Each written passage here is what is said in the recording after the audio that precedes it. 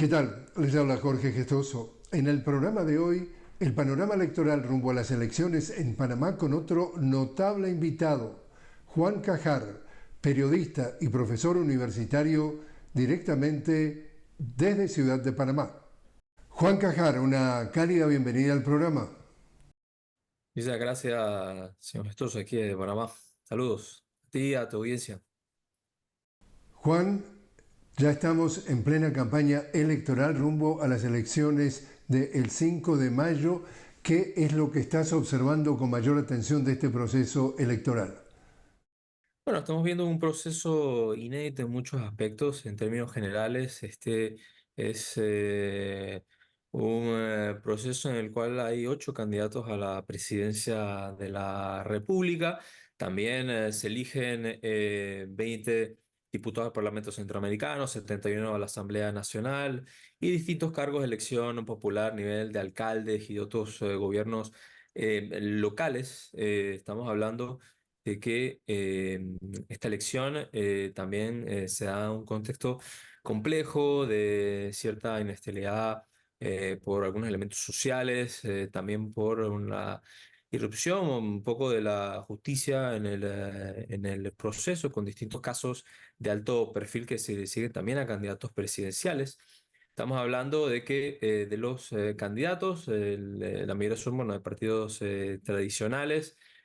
José Gabriel Carrizo, que es el candidato de gobierno del Partido Revolucionario Democrático, está en el poder ahora mismo, y además es vicepresidente de la República. También está corriendo Martín Torrijos, que fue expresidente por la democracia cristiana, el Partido Popular. Rómulo Rux, por una alianza entre los dos partidos tradicionales en Panamá, Cambio Democrático, un partido que tiene poco más de 20 años, y el Partido Panameñista, que también es un partido de mucha tradición, muchos años en Panamá. José Raúl Mulino, que es candidato del Partido Realizando Metas, que a su vez fue fundado por el expresidente Martinelli, que se encuentra, bueno, ahora mismo asilado en la Embajada de Nicaragua y que también, bueno, fue condenado por actos de blanqueo de capitales en el caso de Business. De eso podemos hablar más adelante.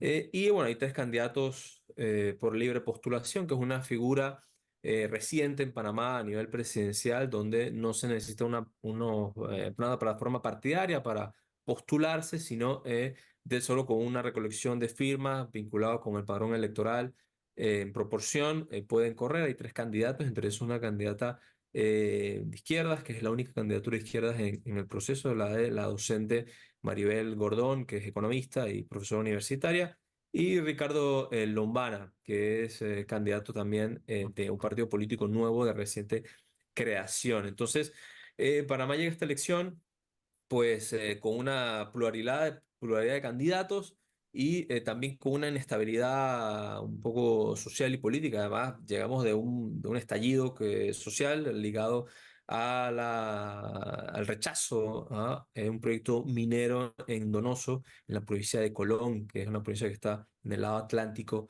de Panamá. Es bueno, un panorama así general bueno, cómo está en este momento el país, la elección y las opciones que hay. Justamente hubo el cierre de una mina entonces de cobre llamada Cobre Panamá en 2023 y precisamente a propósito de eso que tuvo un impacto para muchos importante o interesante en el desarrollo económico del país, de todos los temas que se están atravesando, digamos, totalmente sí, en la agenda de los candidatos. ¿En qué lugar tú ubicas a la economía? ¿En qué lugar tú omites por ejemplo, ubicas al tema del fraude, al tema de la corrupción? ¿Qué son los temas que en orden prioritario tú dirías que son los que más se repiten en los discursos de los candidatos?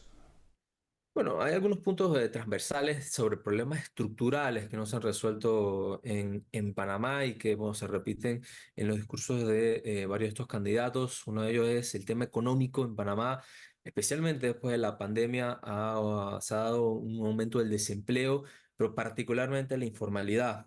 Y es un tema que le preocupa muchísimo a los panameños, porque esto está aparejado a un asunto de la pauperización a la calidad de vida, el aumento del costo de la vida. Es un elemento clave que está pues, en todos los discursos y propuestas presidenciales con los matices que corresponde a cada propuesta.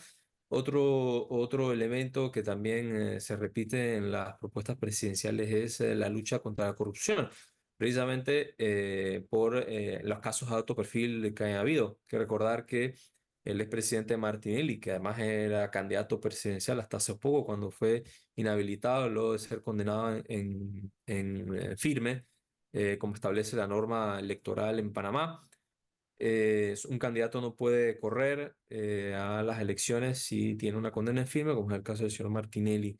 El tema de la corrupción es muy sensible para la población. También el caso de Brecht, que Panamá, lamentablemente, es el único país en el cual no hay condenados por el caso de Brecht. Es un proceso que se ha alargado durante mucho tiempo. Hay dos expresidentes, Juan Carlos Varela y el señor Martinelli. Otro elemento importante que la población está reclamando es el tema del agua. Panamá, a pesar de que es uno de los países que tiene mayores precipitaciones de agua, hay un problema de frecuencia y de disponibilidad. Eso dificulta la producción agraria, también en los centros urbanos complica, bueno, la vida de la gente y el desafío también del paso por el canal de Panamá y la salinización del lago Gatún, que es, bueno, un lago que está en el paso de la vía interoceánica y que, pues, bueno, complicaría más el tránsito en el istmo y, bueno, el desafío de buscar otras fuentes de agua para abastecer el canal. Otro punto también importante que está en la agenda de los candidatos es la producción agropecuaria.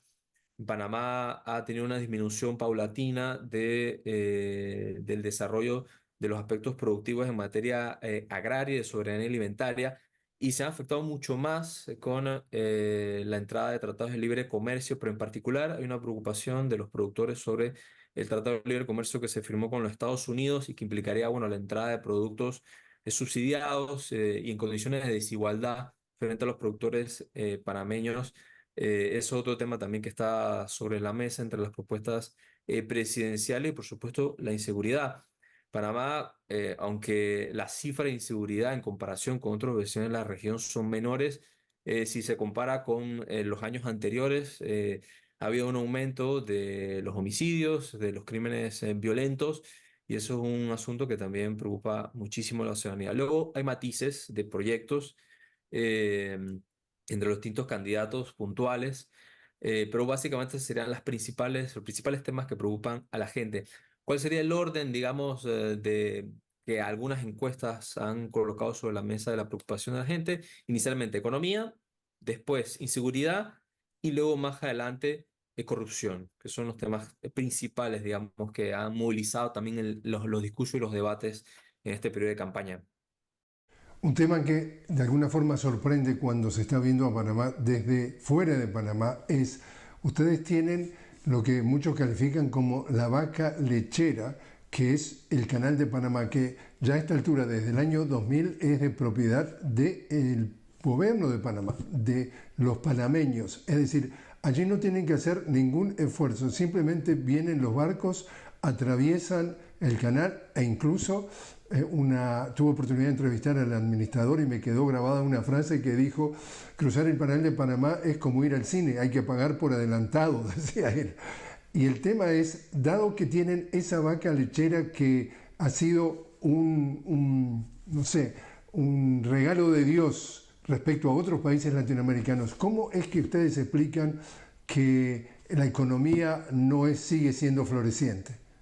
El problema en Panamá tiene que ver, precisamente hay una discusión en torno al canal y, y cómo la economía, digamos, ha estado dominada por el tema del tránsito. El problema no es, en Panamá no es de recursos, sino cómo están distribuidos. Ciertamente nuestro país ha registrado importantes índices de crecimiento económico. Eso no se ha traducido en desarrollo, es decir, estamos hablando que había un aumento de las brechas de desigualdad en nuestro país Y aunque el canal ha dominado una parte importante, digamos, de la economía en muchos aspectos, digamos, no es suficiente para atender esa larga demanda social que tiene la población y que son problemas estructurales y que no se han resuelto. Déjame interrumpirte allí entonces, Juan. Si escuchamos la explicación que tú nos das, que es muy clara, acá hay un problema de que aumenta la desigualdad, es decir, que si bien hay ingresos, no eso se transforma en calidad de vida. ¿Cómo es que tú comentas que dentro de todos los candidatos hay uno solo que es de izquierda? ¿Cómo es que no hay más candidatos que de alguna forma cuestionan un sistema que en definitiva no les trae calidad de vida a los panameños? ¿Por qué uno solo y no hay más que cuestionan el status quo, que es lo que ha dejado al país, o por lo menos a los panameños, en la situación en que están? Claro, yo creo que eso tiene que ver un poco también con la tradición política en Panamá y cómo se ha repartido el poder desde que se fundó la República en 1903. Hay que recordar también que Panamá durante casi 100 años tuvo una presencia colonial norteamericana. Entonces, eso signó mucho el destino político de Panamá durante todo ese periodo de formación, digamos, del Estado, luego de la separación de Colombia, donde Estados Unidos jugó un rol clave en ese sentido.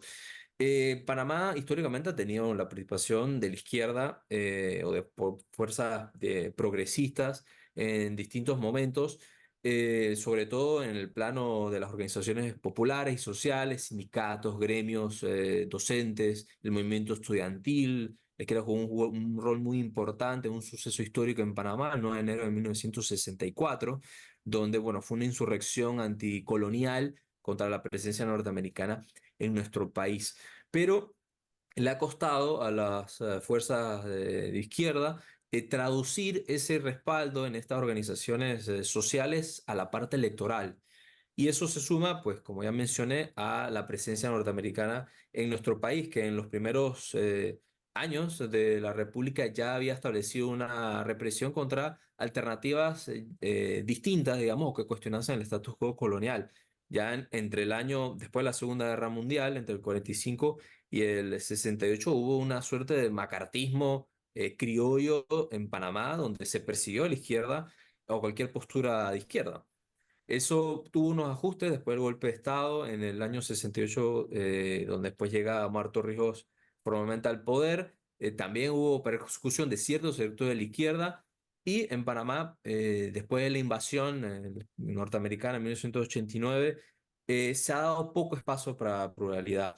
Eso, digamos, es una deuda que tiene también democrática, porque lo lógico sería pluralidad de opciones, pero realmente de los 8 candidatos presidenciales, 9 son de derechas. Eso está claro, con matices en algunos aspectos de ciertas políticas públicas, pero si uno mira los programas económicos, la diferencia es mínima. Y a nivel de política exterior, prácticamente todos están alineados con Estados Unidos, con excepción de la candidata Gordón, que es la única candidatura de izquierdas. Juan, te invito a hacer una pequeña pausa. Estamos hablando con Juan Cajar directamente desde Ciudad de Panamá sobre el panorama electoral rumbo a las elecciones de mayo. Juan, un periodista y profesor universitario. Enseguida regresamos.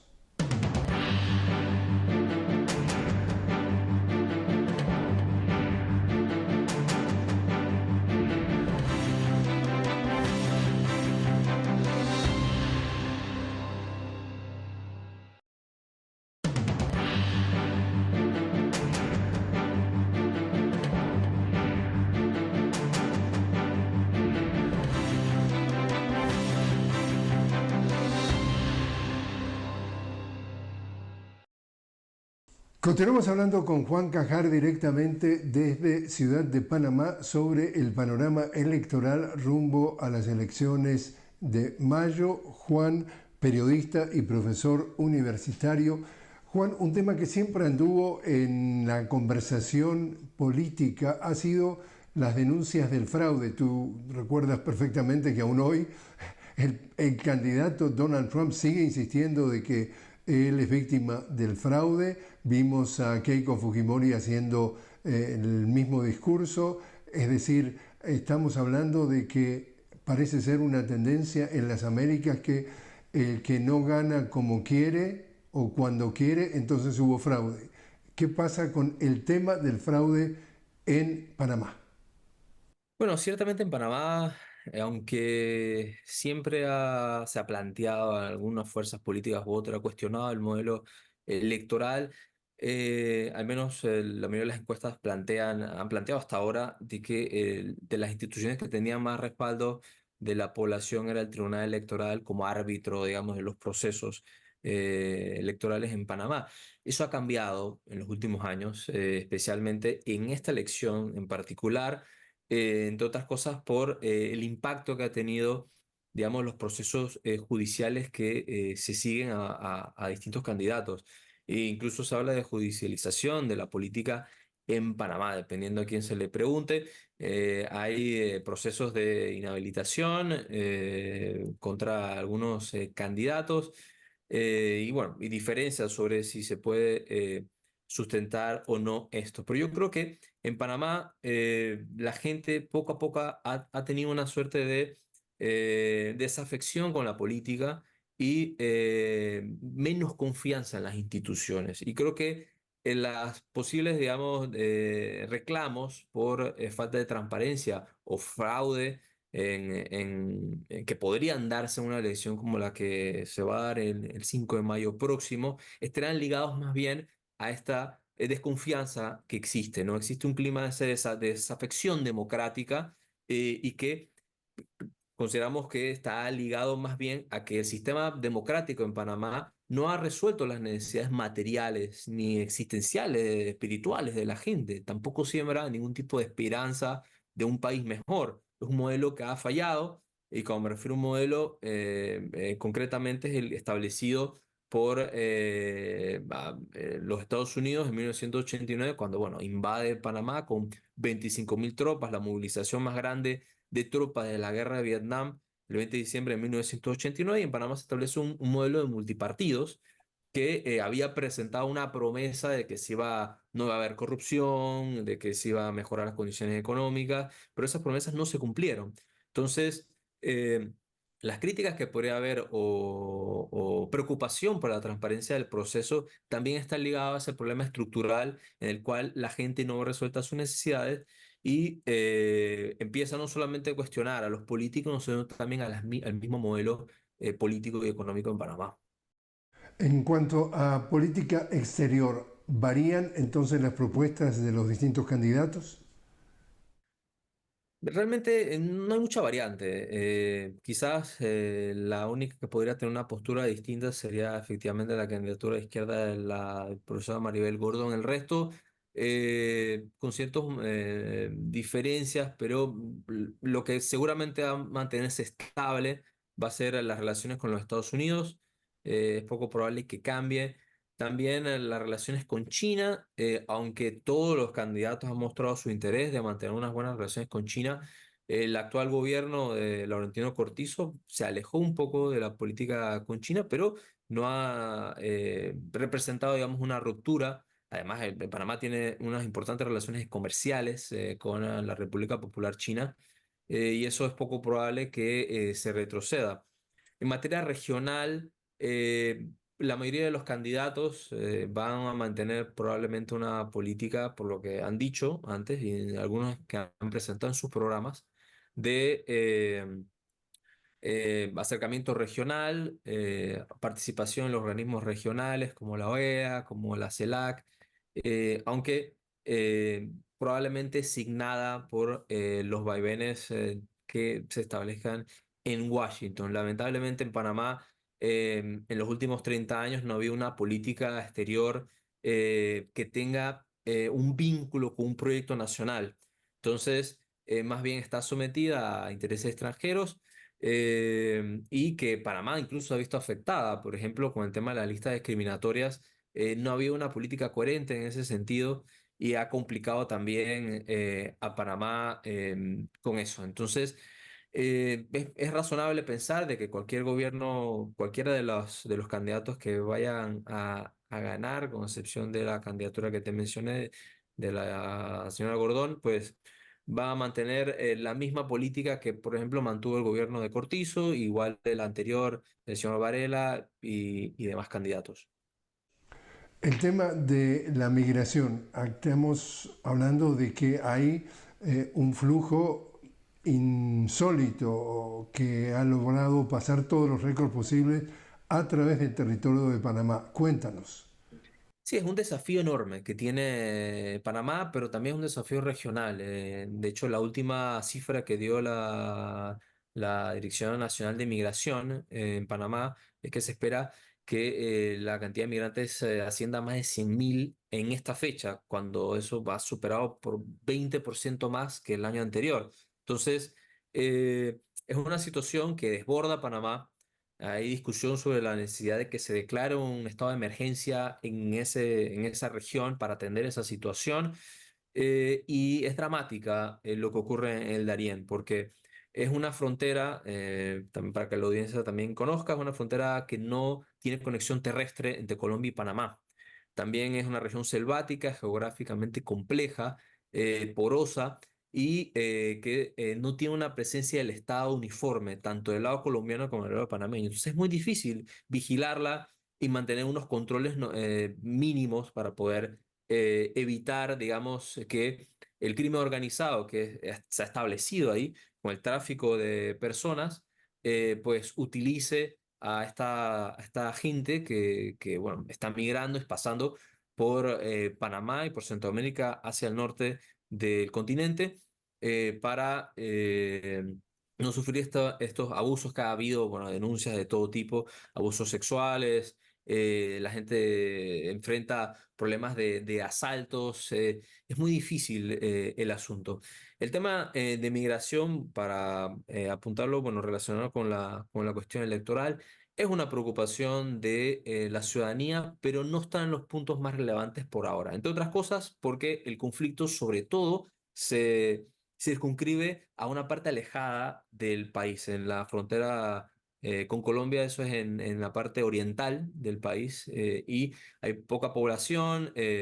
Y no tiene tanto efecto por ahora. Además que los migrantes no se quedan en Panamá. La gran mayoría solamente utiliza Panamá de paso. Entonces, no tiene un impacto tan fuerte en el país, pero sí, lamentablemente, sí se ha elevado un poco el tema de la xenofobia y la utilización por algunos candidatos, sobre todo de diputaciones, solo una candidata presidencial ha utilizado el elemento migrante como una arma arrojadiza o instrumentalizarlo políticamente, pero no es un tema que preocupa tanto a los españoles en este momento, pero al menos para esta elección. Y el tema lavado de dinero. Sí, ese es otro de los talones de Aquiles, digamos, que tiene que atender Panamá. Ciertamente, los gobiernos que han pasado han intentado hacer esfuerzos para poder mejorar la imagen de Panamá al respecto, tener más transparencia en materia de bancaria. Incluso Panamá recientemente, bueno, ha sido excluida de algunas listas que colocaban bueno, a Panamá como un país que no colaboraba, digamos, en materia de transparencia y lucha contra el lavado de activos. El tema ahí es que Panamá, a pesar de que ha hecho estos esfuerzos, todavía es considerado pues, un paraíso fiscal. Entonces, hay una mezcla de imagen, pero también en que Panamá debe apuntar, algunos economistas plantean, a fortalecer otros aspectos de la economía y no necesariamente el tema bancario. También hay gente que señala, juristas, que plantean la necesidad de que también la justicia alcance a los actores bancarios, porque te pongo un ejemplo, en el caso de Brecht, que está en proceso en Panamá, ningún banco ha sido llamado a juicio cuando hay documentos que establecen de que se utilizaron bancos panameños para poder pasar el dinero y lavar dinero en todas estas tramas de corrupción. Entonces, ninguno de los bancos ha sido llamado a juicio ni a testificar. Entonces, eso coloca, digamos, preguntas sobre si se busca transparencia, cómo no se han bueno, llevado a estas entidades bancarias a por lo menos que rindan cuenta al respecto. También es cierto de que Panamá ha sido injustamente sometida a una imagen un poco exagerada en cuanto al tema del lavado de dinero, porque hay otros países que también, incluso potencias mundiales, en Estados Unidos hay muchos estados que son mucho más flexibles que Panamá.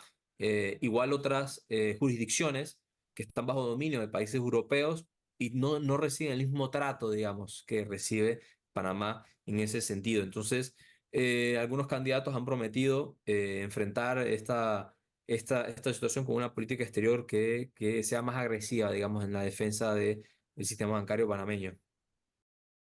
Y por último, entonces, Juan, tu vaticinio sobre quién gana la elección presidencial el 5 de mayo. Sí, bueno, ahí sería casi es un ejercicio de futurología. Es muy difícil, entre otras cosas, porque la elección tiene unas características puntuales que la diferencia de otras elecciones.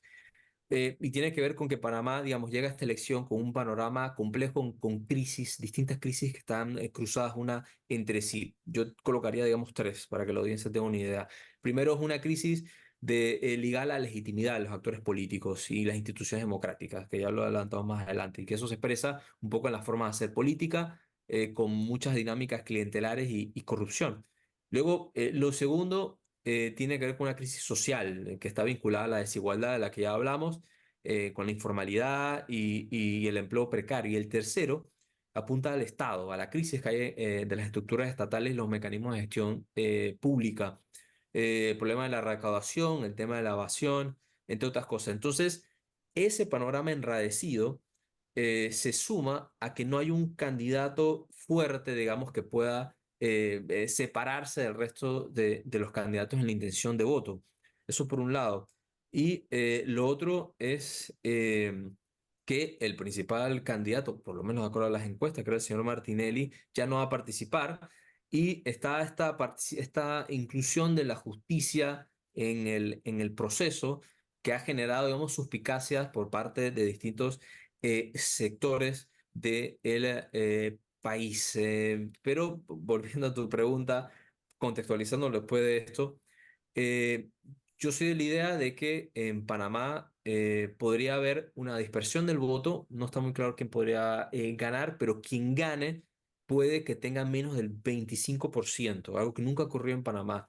¿Eso qué representa? Que el que termine llegando al Palacio de las Garzas va a tener una serie de dificultades para gobernar. Sumado a todas las crisis que estoy mencionando, va a tener un problema de consensos para poder construir, además de enfrentar una crisis muy severa de la que hemos adelantado más adelante, lo que podría, digamos, llevar a un Panamá más inestable y difícil de gobernar, donde se podía repetir, como ocurrió en noviembre del año pasado, un estallido que fue sin precedentes en Panamá en los últimos 30 años.